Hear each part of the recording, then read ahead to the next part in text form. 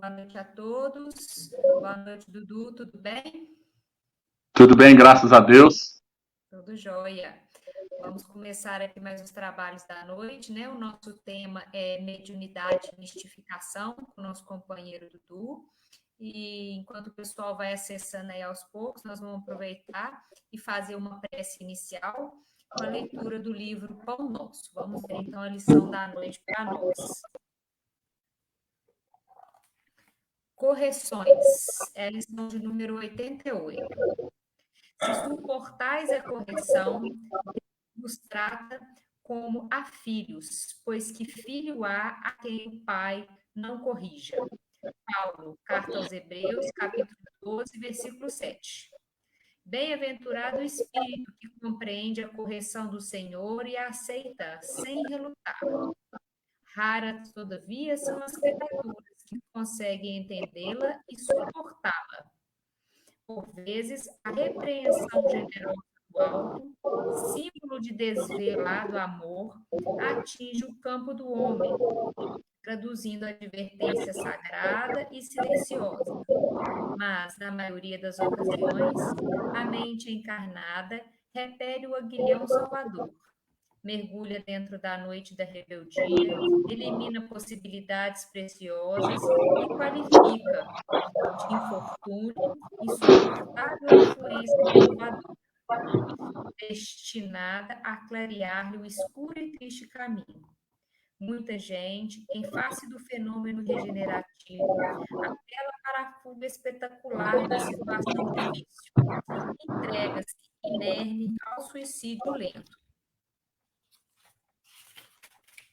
abandonando-se à indiferença integral pelo próprio destino.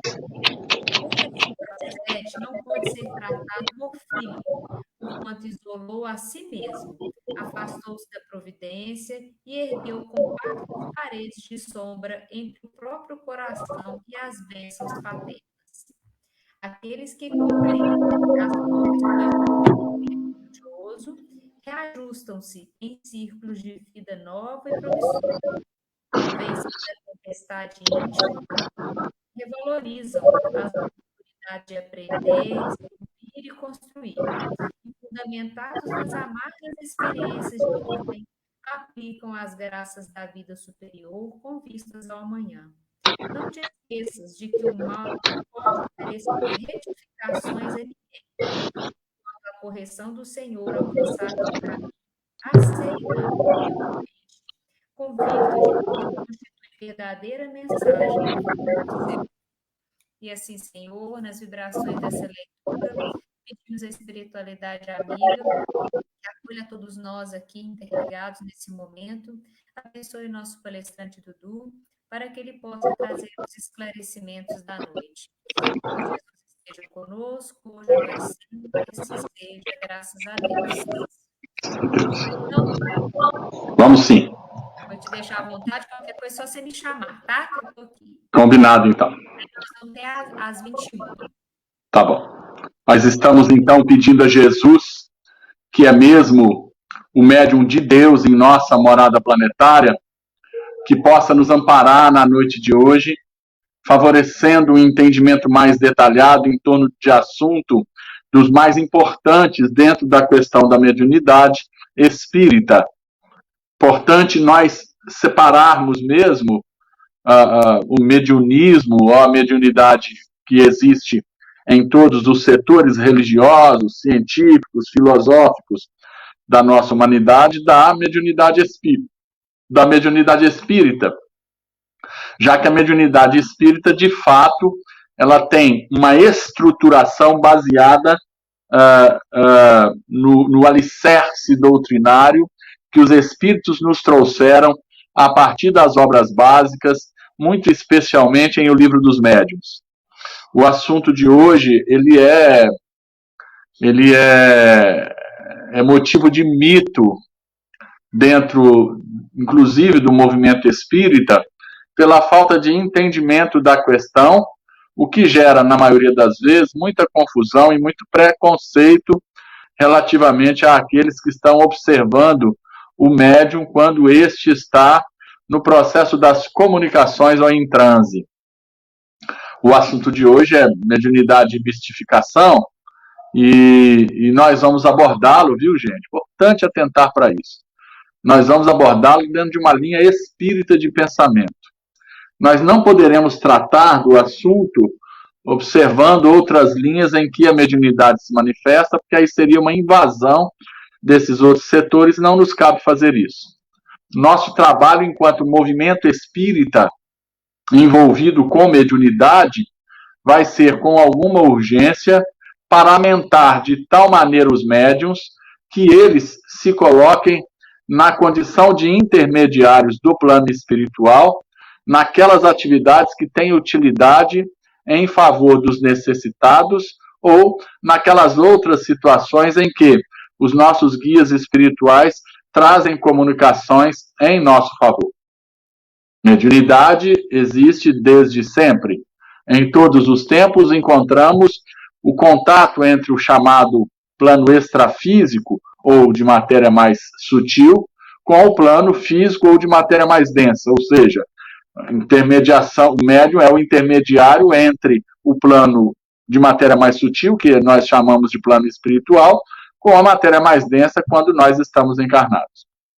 Allan Kardec nos esclarece no item 159 de O Livro dos Médiuns que, de forma geral, todos somos médiuns, mas só são catalogados desta maneira aqueles em quem a possibilidade mediúnica se manifesta de forma mais expressiva ou ostensiva, o que então, segundo o que Kardec nos informa, vai depender de uma organização mais ou menos sensitiva. Quando ele fala de organização, está falando de corpo físico. Assim sendo, o médium ostensivo, que compõe aí no máximo uns 3% da população de encarnados, ele vai trazer no seu corpo físico um caráter diferenciado em relação às outras pessoas, que possibilitará aquilo que nós chamamos de transe mediúnico, ou seja, o semidesdobramento que o coloca em contato, ou que o coloca no plano espiritual, e aí, sob o amparo dos espíritos amigos que coordenam as reuniões mediúnicas em casas espíritas sérias, eles vão colocá-lo em contato mais direto com o desencarnado que vai trazer a comunicação. É importante atentarmos para isso, viu, gente? A mediunidade espírita, ela carece de uma série de fatores para que se encaixe naquilo que o Espírito Emmanuel chama de mediunidade com Jesus. Em primeira instância, conhecimento. O indivíduo, ele chega médium na reencarnação? Chega. Já que, para ser médium ostensivo, ele vai ter que ter um corpo físico diferenciado em relação às outras pessoas. Peraí, Dudu, como que é isso? Como que isso funciona? O Kardec está dizendo aí no Livro dos Médiuns que o médium ostensivo tem uma indumentária, né? Tem uma organização ou um corpo físico diferente dos outros, mais sensitivo do que aqueles outros que não têm a mediunidade ostensiva. De posse dessa informação, nós vamos encontrar no livro Missionários da Luz, no capítulo que trata da epífise, ou da glândula pineal, André Luiz, juntamente com o espírito Alexandre, que é o coordenador daquela obra, coordenador espiritual daquela obra, nos informando que a glândula pineal é a grande responsável pelas manifestações espirituais, em especial a mediunidade.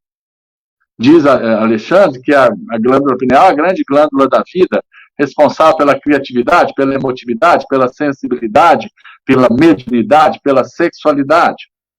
De posse dessa informação, e baseados nisso que Kardec nos diz, que o médium ostensivo tem uma organização mais sensitiva, e de posse dessa informação que Alexandre nos traz, que a glândula pineal é responsável pela mediunidade no campo físico, um pesquisador da Universidade de Campinas, há pouco, acho que já chegou a 2 décadas, há pouco, se não chegou a 20 anos, perto de 20 anos, ou pouco mais de 20 anos, ele resolveu defender uma tese. É um cientista da Universidade de Campinas, resolveu defender uma tese sobre a glândula pineal, baseando esta tese nas informações que estão localizadas lá no Livro dos Médiuns, né, nesse item 159, e no capítulo que trata da epífise ou da glândula pineal, no livro Missionários da Luz. O que ele fez? Ele conseguiu autorização de 2 famílias de pessoas recém-desencarnadas para abrir o cérebro dessas 2 pessoas. Uma dessas pessoas, enquanto esteve encarnada, foi médium ostensivo, enquanto a outra foi médium não ostensivo, ou seja, foi uma pessoa sem uma possibilidade de transe mediúnico. O que ele fez? Procurou no cérebro dessas 2 pessoas, ou ali nas proximidades do cérebro, né? A glândula pineal fica mais ou menos nessa região aqui, próximo ao cerebelo, próximo ali, esse setor responsável pelo equilíbrio do nosso corpo físico. Ali fica a glândula pineal. Ela é do tamanho de um caroço de mamão, pequenininha, tá? O que ele fez? Localizou as 2 glândulas, abriu a cabeça desses 2 defuntos, né? Localizou a glândula pineal daquele corpo que tinha sido utilizado por um médium e daquele outro corpo que tinha sido utilizado por uma pessoa não médium. Abriu as 2 glândulas pineais e, fisicamente, a glândula pineal do médium ostensivo era totalmente diferente da glândula pineal do médium não ostensivo. Assim sendo, a mediunidade ostensiva carece, então, de uma programação reencarnatória que implica numa adequação de corpo físico para facilitar o transe. A diferença, além de algumas questões secundárias, a diferença principal é que na glândula pineal do médium ostensivo existem alguns cristais que não existem na glândula do médium não ostensivo. Então, isso nos leva a considerar que, para ser médium ostensivo, nós vamos ter que ter uma programação reencarnatória que vai implicar uma composição de corpo físico adequada para que aconteça transe. O que é transe? O transe é essa possibilidade do semidesdobramento. André Luiz trata do assunto no livro Nos Domínios da Mediunidade, no capítulo que leva o nome de Psicofonia Consciente e também no capítulo que leva o nome de Psicofonia Sonambúrica. Ali, André Luiz narra para nós que o transe se dá quando o médium entra numa espécie de torpor e processa-se, então, um semidesdobramento, ou seja, um deslocamento do perispírito do cérebro em relação ao corpo. Quando ele se desloca do corpo físico, ele se localiza naturalmente no plano espiritual, ocasião em que vai haver a vinculação com aquele espírito que quer se comunicar. Tudo isso nós estamos dizendo, baseando-nos na mediunidade espírita. É assim que acontece no espiritismo. É assim que acontece também na Umbanda, no Candomblé, no budismo, no shintoísmo, no Seichonoye? Não, a gente não sabe, porque a gente não tem informação sobre isso. Tecnicamente, nós estamos abordando aqui na noite de hoje a mediunidade espírita, que implica em todos esses aspectos que nós acabamos de colocar. O certo é que, para que haja um transe mediúnico propriamente dito, aí sim, independente do setor religioso, filosófico, científico, em que o indivíduo se encontre, ele vai carecer de ter um corpo físico adequado para que o transe ocorra. Se não tiver, não tem comunicação ostensiva. O médium não ostensivo pode entrar em contato com o plano espiritual? Ele vai entrar via sintonia, né? Ou seja, ele vai receber influência e vai influenciar alguém do lado de lá? Vai receber influência de alguém que está do lado de lá, ou vai influenciar alguém que está do lado de lá, naqueles aspectos que dizem respeito ao emparelhamento vibratório, ou seja, há uma sintonia entre uma parte e outra, né? Quando isso se dá, nós vamos influenciar ou ser influenciados sem, todavia, haver uma comunicação ostensiva. Não havendo transe, não tem como eu trazer uma comunicação objetiva de alguém desencarnado. E para haver transe, segundo o que os espíritos estão aí nos dizendo em O Livro dos Médiuns e aqui no livro Missionários da Luz, carece, então, de uma adequação de corpo físico antes da reencarnação, ou seja, na composição do corpo físico, o indivíduo vai ter que estar adequado para a mediunidade ostensiva, que vai implicar na comunicação de desencarnados com os encarnados através desse intermediário que nós chamamos de médium. Ok? Por que nós estamos tratando deste assunto? Porque um dos aspectos da chamada mistificação diz respeito justamente àqueles indivíduos que enganam aos leigos, aos ignorantes, a respeito do seu potencial mediúnico, muitas vezes não tendo potencial nenhum, criando uma ilusão em torno de determinadas circunstâncias, o que acaba por gerar no leigo a confiança de que ali existe um espírito, de que há uma comunicação, quando muitas vezes não há. No livro dos médiuns, Allan Kardec fala muito dos charlatães, e muitas dessas pessoas que hoje se aproveitam financeiramente desses potenciais, entre aspas, mediúnicos, em realidade não são médiuns e são sim mistificadores. Né? O mistificador é aquele que engana, tá?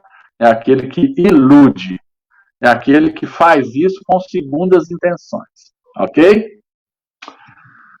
Então, um aspecto que é muito comum, você vê aí nos pós, traga o ser amado em 3 dias, não é verdade, gente? Desculpe passado, presente, futuro. Aí o indivíduo vai lá consultar-se com essa pessoa que se diz médium, e essa pessoa, se for um homem que for lá consultar, essa pessoa olha para esse homem e fala assim, tem uma mulher na sua vida. E se o indivíduo estiver propenso a se impressionar, fala assim, nossa, descobriu que eu estou aqui por causa da minha mulher. Mas todo homem tem uma mulher na sua vida, ainda que não seja uma parceira, ainda que não seja uma esposa, uma namorada, tem uma mãe, daí para diante. Então, não tem como errar, né?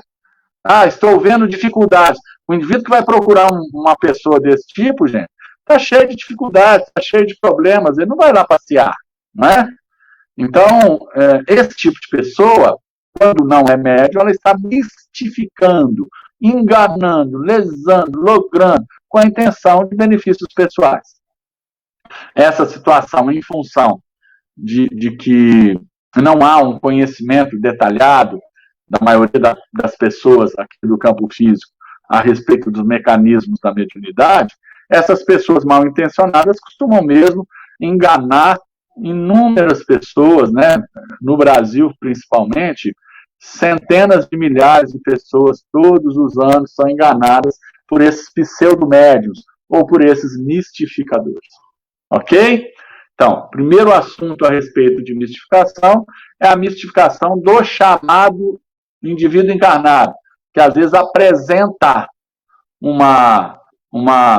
se apresenta como um médium, trazendo uma pseudo-comunicação apenas para benefício pessoal e para iludir o leigo que está ali ansioso por respostas ou por soluções miraculosas dos seus problemas. De forma geral, essas pessoas estão dentro do vocabulário espírita mistificando. Ok? Vamos mais. Quando é que a mistificação vai ocorrer dentro das manifestações mediúnicas espíritas? Primeiro, nós precisamos separar, inclusive Aulus, no livro Nos Domínios da Mediunidade faz isso, o animismo da mistificação. O animismo é a interferência normal e corriqueira do médium na comunicação. Para a gente entender o que é animismo, é o seguinte: animismo, vamos pegar um espírito bem conhecido por todos nós, Dr. Bezerra de Menezes. Os 2 médiuns que mais comumente receberam mensagens e trouxeram essas mensagens a público, vindas do espírito Bezerra de Menezes, foram o Chico Xavier e o Divaldo Franco. E aí nós vamos verificar a influência anímica dos médiuns, tanto do Chico quanto do Divaldo, nas comunicações em que o Dr. Bezerra de Menezes ofereceu o seu verbo para nós outros. Nas mensagens que o Chico psicografou, na grande maioria das vezes, o Dr. Bezerra de Menezes trata dos valores do Evangelho, da sensibilidade, da emoção, do amor, da reforma íntima. E o mesmo espírito Bezerra de Menezes, através do Divaldo Franco, nos traz a respeito de cibernética, de ciência, de filosofia, de aspectos técnicos, no que diz respeito ao plano espiritual.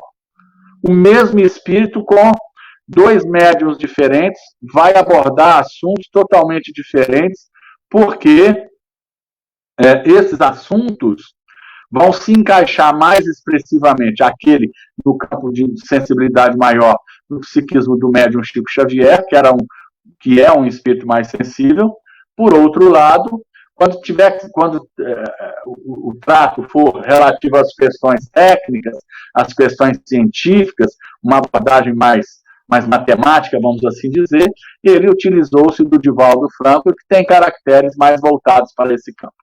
Nesse sentido, então, o animismo, segundo o que o Aulus diz, é corriqueiro e é comum em qualquer comunicação. Nós podemos considerar fácil que um médium iniciante, a maioria de nós que atuamos na mediunidade somos iniciantes, né? Numa comunicação mediúnica, nós vamos encontrar ali fácil de 40% a 60% de característica do médium e o restante de característica do espírito. O médium vai ser quase que um repórter, trazendo sob o seu olhar o pensamento do desencarnado que quer se comunicar. Ok? Então, as pessoas dentro do movimento espírita que não se interessam em estudar, elas muito comumente confundem animismo com mistificação e aí, preconceituosamente, consideram o animismo como uma situação equivocada, né? Uma disfunção dentro da mediunidade, quando não é. E é isso que o Aulus diz. Olha aqui o que o Aulus diz. Ó. Muitos companheiros, estamos lendo aqui no capítulo, deixa eu ver qual é o número do capítulo. No capítulo 22 do livro Nos Domínios da Mediunidade, tá, gente?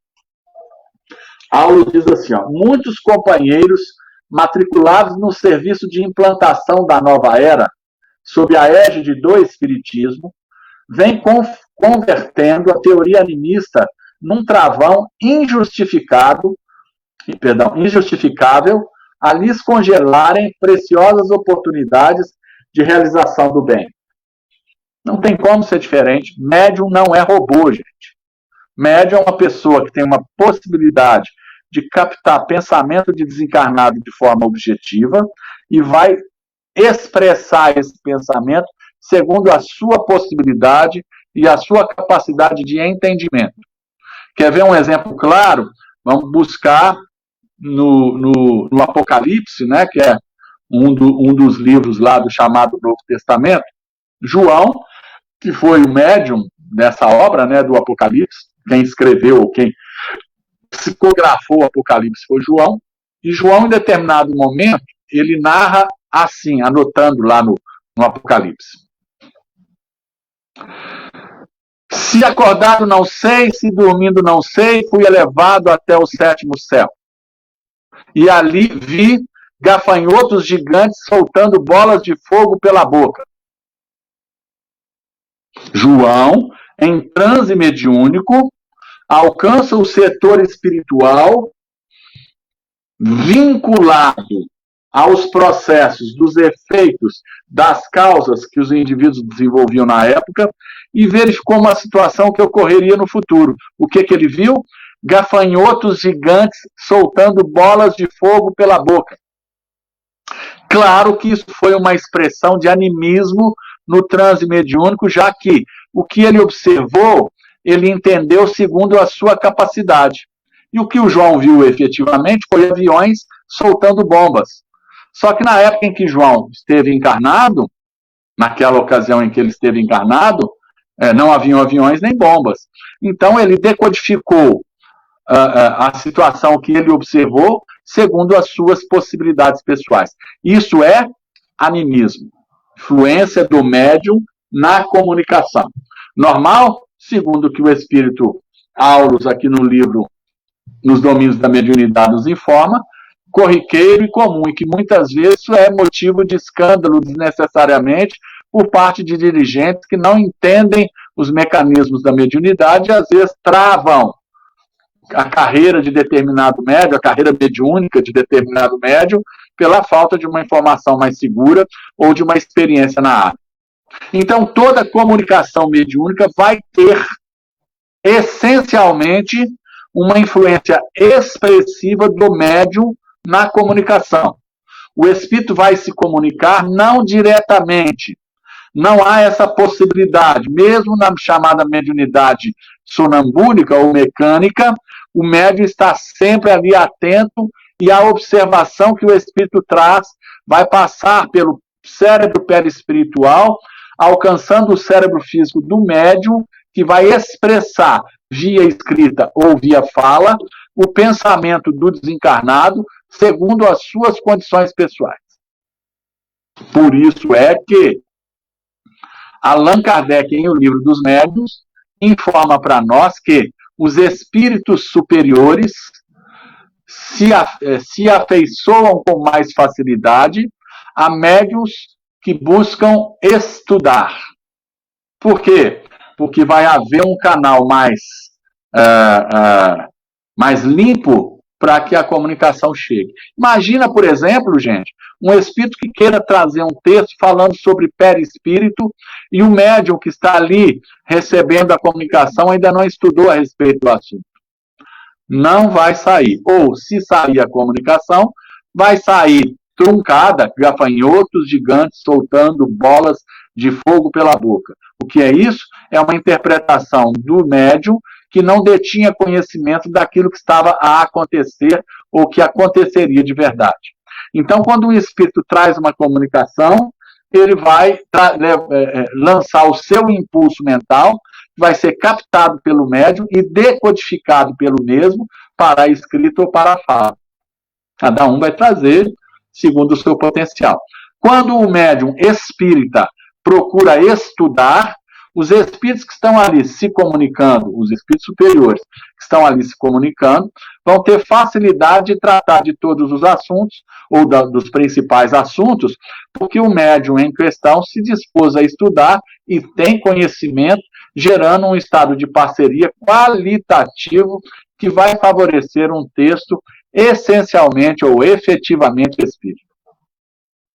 Grande problema do movimento espírita, gente, é que uma parte muito, muito, muito expressiva dos médiuns não querem estudar a doutrina espírita. E aí fazem mediunidade dentro do achismo. Acham que mediunidade é só receber o espírito ou dar manifestação ao desencarnado, sem que haja da parte do médium o compromisso com a verdade, a disposição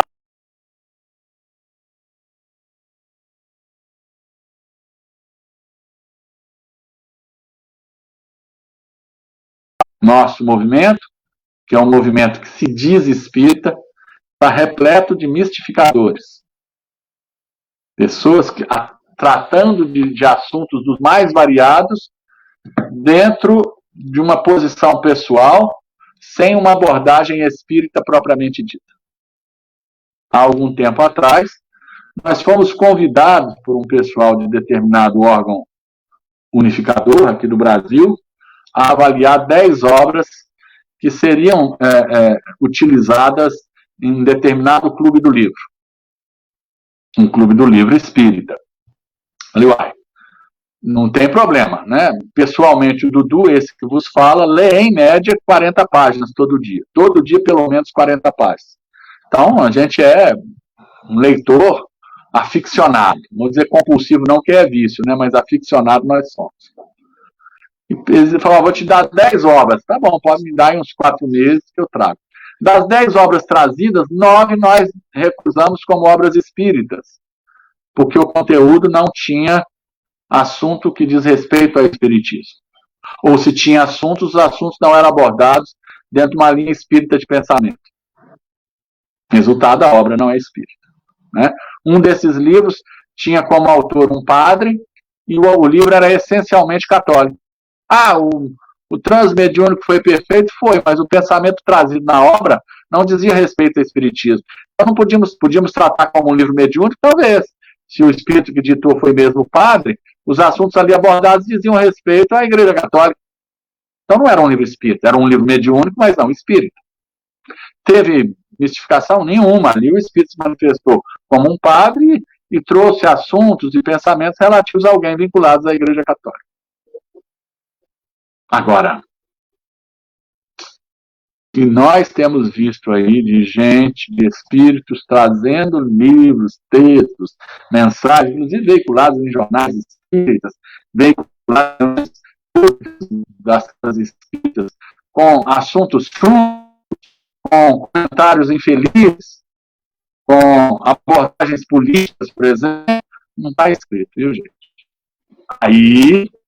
Aí é um problema que nós vamos tratar como mistificação. O Espírito vem, aborda determinado assunto, às vezes até com uma linha rebuscada, né, para impressionar as pessoas. Mas no contexto do texto, existem ali informações que se entrechocam ou são contrárias às bases daquilo que a doutrina espírita traz. Daquilo, e aí vale lembrar, né, a partir do Livro dos Espíritos, no seu contexto geral, nós entendemos que a doutrina espírita é uma religião cristã. E na pergunta 625 de O Livro dos Espíritos, isso fica objetivado quando Allan Kardec questiona dos espíritos qual seria o guia mais ideal, mais adequado para que a humanidade possa seguir, e os espíritos respondem sucintamente: Jesus. Então, ajuntando com o contexto dos textos localizados em O Livro dos Espíritos, mais a resposta da pergunta 625, nós chegaremos à conclusão que a doutrina espírita é uma doutrina cristã, ou seja, que segue a filosofia de Jesus Cristo. Assim sendo, todo texto que se diz espírita precisa estar perfeitamente alinhado ou afinado com o Evangelho de Jesus. Quando for diferente disso, gente, não é. Às vezes não é um texto mediúnico, às vezes se é um texto mediúnico, dito texto espírita, o espírito que ditou às vezes é um espírito enganador, é um espírito que está ali para lograr, para enganar, para iludir, gerando confusão ao invés de acertos, não é? Temos visto aí algumas, nós já lemos, viu? Seja na internet, seja textos que nos chegam pelo WhatsApp e tudo mais, algumas centenas de mensagens abordando os assuntos que dizem respeito a esse momento delicado no qual nós estamos envolvidos, que é a pandemia do Covid-19. A imensa maioria dos textos que nos chegaram não tem nada a ver com a visão espírita a respeito do assunto. Que tem de gente se iludindo, se confundindo, porque está cheio de espírito mistificador, ou de médium mistificador aí, trazendo mensagens bizarras sobre a questão, não está escrito. Então vão haver situações em que o espírito vai se apresentar, por exemplo. Vamos contar uma história que aconteceu conosco, apenas para efeito de ilustrar o que é uma mistificação, tá? Há mais ou menos uns 20 anos atrás, nós fomos convidados a dar um simpósio numa cidade do interior, tratando do assunto família. O simpósio ele ocorreria no sábado, parte da tarde, das 14h30 até as 18h30, e no domingo, o dia inteiro. O assunto é longo, né? É um assunto complexo. Família é um assunto preponderante. Nesse momento, nós estamos vivendo, então, nesse fato, né? Primeiro dia, a casa era uma casa pequena, uma casa bem pequena no interior, tinha um grupo grande, né? O salão cabia 50 pessoas, a casa se compunha do salão, mais uma pequena saleta onde se aplicavam os passes, e 2 banheiros. Era um salão devia ter o que lá, 50, 60 metros quadrados no máximo, um salão mais ou menos isso, de 5 por 8, uns 40 metros quadrados mais ou menos, e bem pequena a casa, singela, mas um público uma cidade muito pequena, mas com um movimento bem interessado. No primeiro dia, quando estava terminando, por volta das 18h30, terminamos, combinamos para o dia seguinte, o dirigente da casa foi lá, fez a prece, o pessoal foi embora. A cidade muito pequena, a gente ia ficar hospedado na casa de determinada pessoa. E aí o dirigente da casa chegou para nós e falou assim: olha, queria convidar o senhor para participar da reunião mediúnica conosco. E a gente participa de reunião mediúnica hoje há quase 40 anos já, né? 30 e poucos anos já. Na época a gente tinha 20 e poucos anos de carreira mediúnica, a gente comentou com um dirigente assim: olha, nós temos nós participamos de 2 reuniões mediúnicas toda semana. Mas essas reuniões mediúnicas, nós estamos lá há algum tempo e somos, né, participantes delas.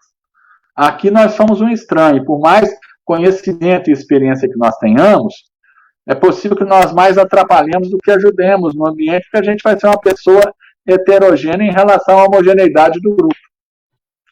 E o dirigente olhou para nós e falou assim, olha, não tem outro jeito, porque você vai dormir na minha casa. Sou eu e minha esposa, eu sou o dirigente da reunião e minha esposa é médium. Então eu só fico em pé aí fora esperando a reunião acabar, ou o senhor participa conosco. E aí muito a contragosto, falou, não, então tá bom. Eu vou ficar cá no fundo do salão, quietinho, enquanto a reunião ocorre. Tá bom? Tá bom. Reunião mediúnica. Presta atenção, hein, gente? Reunião mediúnica começou, primeiro uma leitura, né? Se não me engano, era do Evangelho segundo o Espiritismo. Depois fizeram uma prece, depois diminuíram a luz, e depois da prece, né, depois de diminuir a luz e fazer a prece, a reunião começou. Silêncio, e logo em seguida manifestou-se o guia espiritual da casa. Ele fez as suas saudações, e logo em seguida começou a falar mal do prefeito da cidade. E eu lá atrás falei, meu Deus, alguma coisa está errada.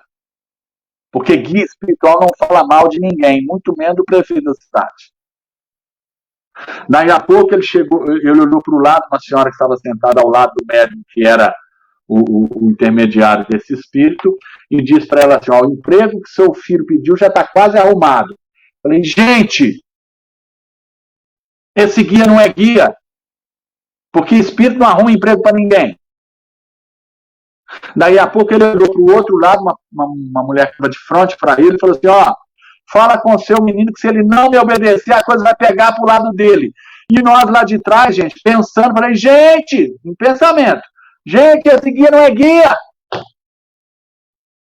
E depois de mais umas 2 asneiras, e a gente ali extremamente irrequieto, com o pensamento, né, bastante alterado, o que aconteceu? O espírito captou o nosso pensamento, deu uma gargalhada e disse assim, enganei vocês por 2 anos. Uma casa espírita, uma reunião mediúnica espírita, que tinha como coordenador espiritual um espírito mistificador, zombeteiro, enganador. E aí a gente pergunta, por que é que isso aconteceu? A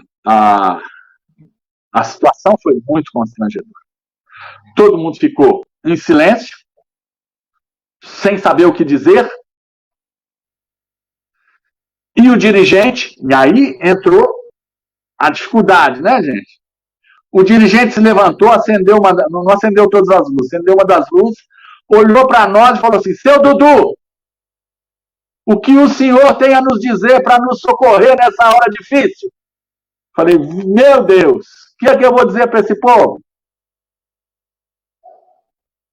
E aí começamos a conversar, viu, gente? A gente tem certeza absoluta que os amigos espirituais nos colocaram ali para ajudar aquele grupo.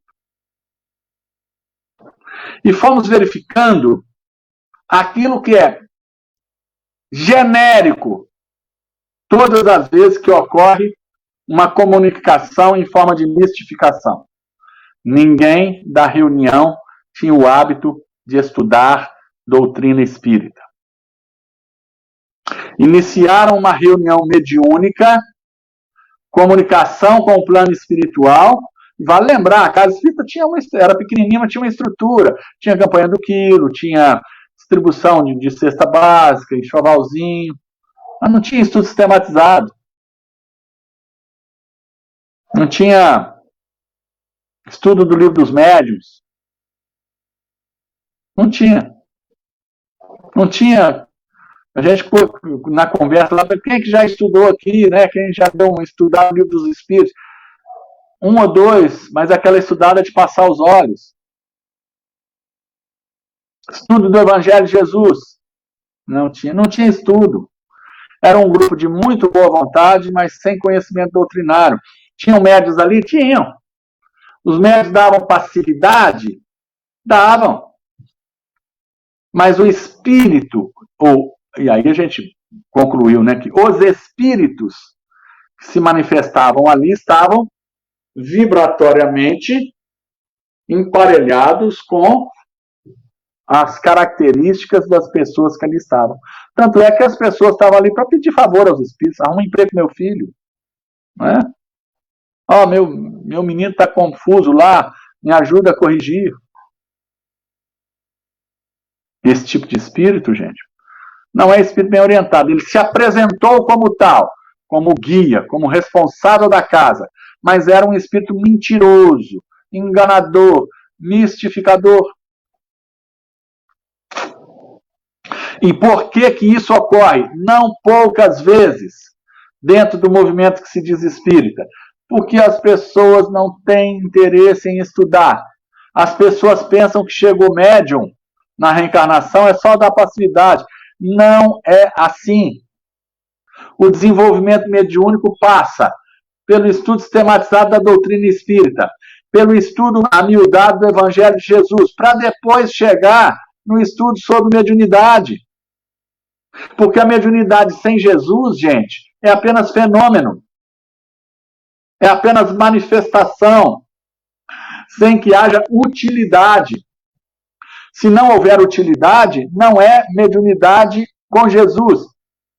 Ou seja, não é mediunidade espírita. Está cheio de espírito aí, envolvidos com reuniões mediúnicas que se dizem espíritas, que não têm dirigentes idôneos, ou que não tem dirigentes, às vezes o dirigente é idôneo, mas não tem conhecimento, ou seja, que não tem dirigentes com o conhecimento devido, reuniões pura e simplesmente de fenômenos, sem resultados dentro dos valores efetivos do Evangelho de Jesus. E aí os espíritos zombeteiros e mentirosos deitam e rolam. O que é que nós precisamos fazer para evitar situações como essas, gente? Estudar. Porque se nós estudarmos, nós vamos verificar em O Livro dos Médiuns, na Gênese de Kardec, no Livro dos Espíritos, que do lado de lá existem variações de evolução espiritual que vão desde os espíritos da terceira ordem, que são os espíritos perturbados, ignorantes, envolvidos com o mal, até os espíritos da primeira ordem, que são os espíritos puros. Nesse intermédio tem os espíritos bons. Mas para a gente saber disso, a gente vai ter que estudar. E aí, estudando a doutrina espírita, nós vamos verificar que o espírito bem orientado não se envolve na vida de pessoa de forma individual. Não tem conselho individualizado. Espírito bem orientado não vai falar para a mulher que quer separar se ela deve ou não deve separar. Isso não diz respeito a espírito bem orientado. A decisão é da pessoa que está lá. Ele pode trazer informações de evangelho, de doutrina espírita, que clareiem a mente daquela pessoa que está pensando em se divorciar. O que eu devo fazer? Mudar de emprego? Estou cansado. Gente, nós estamos, há algum tempo atrás, uma moça, coitada dessa moça, foi nos procurar na Casa Espírita, na Conversa Fraterna, marcou a Conversa Fraterna, no dia lá da Casa Espírita, na casa em que nós militamos mais diretamente. No horário da Conversa Fraterna, ela foi a primeira a chegar, colocamos a moça para dentro, e essa moça disse assim para nós, foi há muito tempo, tá? Já tem uns 20 anos, evidentemente nós não estamos expondo ninguém aqui, nós estamos trazendo um caso, sem nome, sem pessoa, sem nada, para não dar confusão, tá? Mas o caso foi muito sui generis. Essa pessoa chegou e falou assim, seu Dudu, meu problema é com o meu namorado. Nós estamos namorando há quase 4 anos e eu amo, eu quero me casar com ele. Eu queria ver se vocês aqui na casa, se os amigos espirituais, se os guias me auxiliam nesse sentido. Falou, mas ele não te ama? Não, ele disse que me ama. Aí, por que então você não chega perto dele para falar em casamento? Não, já cheguei, seu Dudu, mas o problema é que ele não quer de jeito nenhum separar da esposa dele. E a gente tomou aquele susto. Falei, minha filha, você quer fazer a sua felicidade em cima da infelicidade da esposa dele? Tem filhos? Tem. Da esposa e dos filhos dele? E aí abordamos o assunto dentro de uma ordem espírita. E ela, muito sem jeito, no final, falou, olha, eu pensei, porque uma amiga minha foi em determinado lugar aí, que diz que é um centro espírita, e o espírito falou que ia ajudar a fazer o namorado dela largar a esposa. Eu falei, pois é. Aqui não tem esse tipo de espírito. E o espírito que se propõe a ter esse tipo de comportamento, a dar esse tipo de aconselhamento, não é um espírito do bem. Está lá na terceira ordem dos espíritos enganadores, dos espíritos obsessores, dos espíritos ignorantes, às vezes os espíritos que têm alguma cultura, mas querem benefícios pessoais. E se na nossa casa espírita, e na casa espírita de vocês, na nossa casa espírita, ou em alguma casa espírita, algum espírito que se diz guia, começa a interferir equivocadamente na vida dos participantes da casa, não é guia. É espírito mistificador. Está atuando num setor que ele não tem que atuar. Como que o espírito bem orientado faz para aconselhar, gente?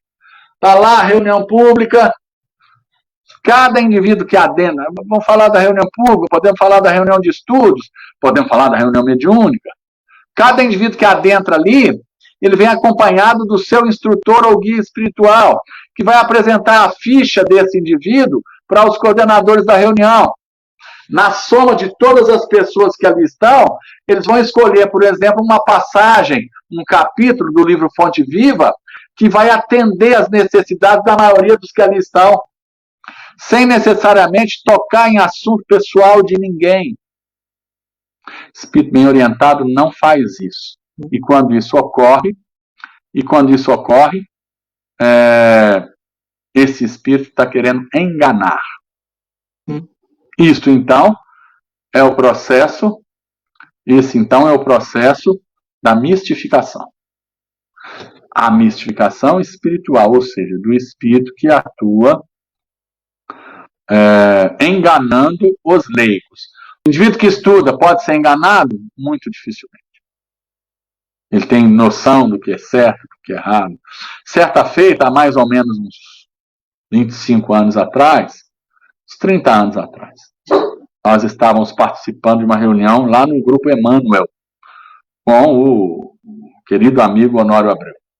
Manifestou-se um espírito, e esse espírito falou, olha, nós participamos de uma equipe espiritual de tratamento, uma equipe de tratamento espiritual. E nós gostaríamos de desenvolver um trabalho aqui nessa casa, né, para ajudar os necessitados, os doentes. O seu Honório sempre foi uma pessoa muito sóbria, né? E ele disse assim, olha, se for para ajudar o próximo, estiver dentro da doutrina, a gente pode conversar, vamos conversar entre nós aqui, né? E aí o espírito falou, ótimo, então, vocês conversem entre vocês, meu nome é fulano de tal, mas eu queria dizer mais uma coisa. Nós atuamos junto do médium, mas nós gostaríamos de utilizar a instrumentação, ou seja, nós gostaríamos de utilizar bisturi e fazer cirurgias mesmo, para tirar tumores, essas coisas. E o seu Honório pediu que ele voltasse na semana seguinte, conversaram entre eles lá, os coordenadores da casa, chegaram à conclusão que esse tipo de atividade não é uma atividade espírita e que não cabia ali. E na semana seguinte ele trouxe a informação, falou, olha, gostamos muito da sua presença, você parece ser um espírito bem intencionado, mas esse tipo de atividade não diz respeito ao espiritismo. A instrumentação para cortar corpo físico refere-se à medicina da terra e não à medicina espiritual.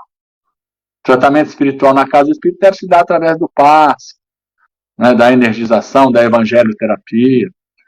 E o espírito ficou feliz, falou, que bom, né? Bom saber, que bom que vocês não aceitaram de cara, né? Eu gostaria de ficar aqui mais um tempo. E ficou lá e participou durante anos como assistente na reunião mediúnica. Muitas vezes, viu, gente, as sugestões que vêm dos chamados guias espirituais têm a ver com a característica do espírito que está ali querendo fazer do seu jeito e às vezes do jeito dele não é um jeito espírita. Então nós precisamos cuidar para que isso não ocorra dentro da nossa casa espírita, para que o movimento espírita alcance um nível de espiritismo ou de espiritização real. Não adianta ter o rótulo de casa espírita, se as atividades que nós temos ali dentro não tem a ver com o espiritismo. Tem casa espírita cuidando dos dentes da pessoa. Tem casa espírita que tem psicólogo lá para atender o necessitado. A psicologia é uma linha materialista, totalmente díspare daquilo que o espiritismo traz. Tem utilidade? Claro que tem, mas lá no consultório de psicologia, tem casa espírita, tem consultório de psicologia dentro da casa espírita. Tem casa espírita aplicando reiki, jorei. Uma vez uma pessoa veio perguntar se era normal, se podia ser legal, porque ela era dançarina, era professora de dança do ventre, e tinha muitas pessoas deprimidas lá na casa espírita, se ela podia abrir uma aula de dança do ventre dentro da casa espírita. Nós temos que separar aquilo que é espírita daquilo que não é. Mas se eu sou psicólogo e quero ajudar alguém necessitado, que eu atenda essas pessoas no meu consultório, mas não dentro da casa espírita. Se eu sou dentista e quero tratar dos dentes dos necessitados, das cercanias carentes, onde a casa espírita está, que eu atenda essas pessoas no meu consultório dentário. Porque senão há uma confusão. E as pessoas confundem a casa espírita com um posto médico. Ora, e assim os espíritos mal orientados ou com segundas intenções vão se utilizar dos médiuns incautos para enganar as pessoas e transformar a casa espírita numa policlínica. Não podemos permitir isso. Mas para que isso não ocorra, nós temos que estudar. A mensagem que chegou do guia da casa está de comum acordo com o Evangelho de Jesus? O assunto que ele abordou consta na obra básica e se consta, o que ele trouxe de informação está emparelhado com o que os espíritos trazem a respeito do assunto? Se não tiver, gente, o que é que tem que fazer? Deixar de lado. No livro O Consolador, ditado pelo Espírito Emmanuel ao Chico Xavier, depois que o livro foi olha só, hein, gente. Depois que o livro foi psicografado, setor de avaliação doutrinária da Federação Espírita Brasileira, né, composto por pessoas com grande conhecimento espírita. E duas perguntas ficaram... A resposta de duas perguntas deixaram muitas dúvidas com esses revisores da obra doutrinariamente falando. Essa pergunta aqui tem que pedir ao Chico, essas duas perguntas aqui. Tem que pedir o seu Emmanuel para avaliar, porque está diferente daquilo que Kardec diz. Olha só, gente, o médium era o Chico Xavier, o espírito era o Emmanuel. E duas perguntas, a obra tem 300 e poucas perguntas, duas perguntas ficaram duas respostas em relação a duas perguntas ficaram duvidosas, doutrinariamente falando. E aí, pediram o Chico, o Espírito Emmanuel falou, olha o que o Espírito Emmanuel respondeu a respeito de uma das perguntas. O médium que nos empresta o psiquismo, no dia em que a resposta foi trazida via escrita, estava com os seus setores de filtragem mediúnica deficitários. Como consequência, de fato, a resposta estava errada, ou estava truncada. Por gentileza, modifiquem e a resposta dessa pergunta passará a ser essa e essa. Estamos falando, gente, de um médium do quilate de Chico Xavier, de um espírito, né, da suntuosidade de Emmanuel, e a resposta estava errada. E se não houvesse um cuidado devido por parte da equipe responsável por avaliar o texto, o livro ia sair com a resposta errada. Isso é para a gente tomar cuidado e ter atenção para com as mensagens que nos chegam, para com os espíritos que estão se manifestando em nossas reuniões. E aí, finalmente, acho que ficou claro, né, a questão da mistificação espiritual. Aí vem a mistificação do médium espírita, do outro médium que não é espírita, nós já falamos lá atrás. E a mistificação do médium espírita é o médium não preparado, que é colocado em torno, né, da atividade prática da mediunidade, sem estar em condições de ali estar. Esse é o indivíduo que vai mistificar. Muito comum acontecer. Às vezes o fulano não vai com a cara do amigo dele de reunião mediúnica, o ciclano. Aí o espírito guia vem, se aproxima do fulano para tentar amenizar a situação e fala assim: Jesus, sem tocar em nome de ninguém, olha o que o espírito bem orientado que coordena a reunião faz. Jesus, no Evangelho de Mateus, na anotação de Mateus em torno do Evangelho, sugere, quando Pedro indaga dele quantas vezes devemos perdoar, nós perdoemos não 7, mas 70 vezes 7 vezes. Essa foi a mensagem que o Espírito ditou.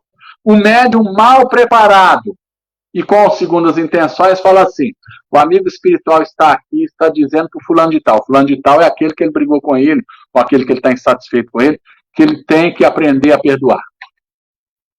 O que ele fez, gente? O que o médium fez aí? Mistificou. Ele recebeu o impulso do plano espiritual bem orientado e utilizou-se dessa mensagem para benefício pessoal. Mistificação de médium acontece, infelizmente, naquelas casas em que o médium é colocado precipitadamente na atividade prática. Infelizmente, isso é muito corriqueiro, relativamente comum ocorrer. Tá? Mistificação e mediunidade, então, dentro da linha de raciocínio que nós estamos desenvolvendo, é resultado da falta de estudo e de preparação do médium para que a comunicação saia com a qualidade devida e para que haja uma filtragem adequada para que na comunicação não surjam assuntos ou nuances que não têm a ver com o Evangelho e com a doutrina espírita.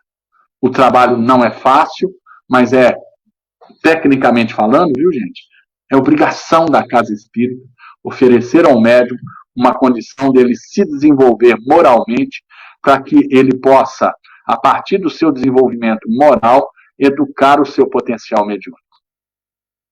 Porque a mediunidade, como a gente viu aí no item 159 do Livro dos Espíritos, e lá no livro Missionários da Luz, além da pesquisa do companheiro lá da Universidade de Campinas, o médium já chega tecnicamente pronto.